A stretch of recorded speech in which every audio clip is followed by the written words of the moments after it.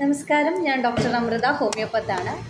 ക്ലിനിക്കിൽ നമുക്ക് ഏറ്റവും അധികം വരുന്ന കേസസിലൊന്നാണ് അലർജിക് റൈനൈറ്റിസ്. വിട്ടുമാറാത്ത തുമ്മൽ, ജലദോഷം, തൊണ്ട, ചെവി, മൂക്കൊക്കെ ചൊറിച്ചിൽ, കണ്ണ് റെഡാവുക, ഇത്തരം സിംറ്റംസ് ആയിട്ട് വരുന്നവരെ നമ്മളോട് ചോദിക്കും, ഡോക്ടറെ മെഡിസിൻ അല്ലാതെ നമുക്ക് എന്തൊക്കെ ജനറൽ മാനേജ്മെൻറ്റ് ഇതിന് ചെയ്യാൻ പറ്റും. കുറച്ച് ടിപ്സ് പറയാം.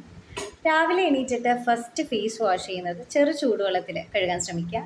നമ്മൾ കുട്ടികളെയൊക്കെ കുളിപ്പിക്കുന്ന ഒരു ചൂടുണ്ടല്ലോ, ആ ഒരു പാകത്തിന്. അതുപോലെ രാവിലെ എണീറ്റ വഴി വെള്ളം കുടിക്കുന്ന ശീലമുള്ളവരാണെങ്കിൽ നല്ല കാര്യം. അല്ലാത്തവരാണെങ്കിൽ അങ്ങനെ ഒരു ഹാബിറ്റ് ഉണ്ടാക്കിയെടുക്കുക.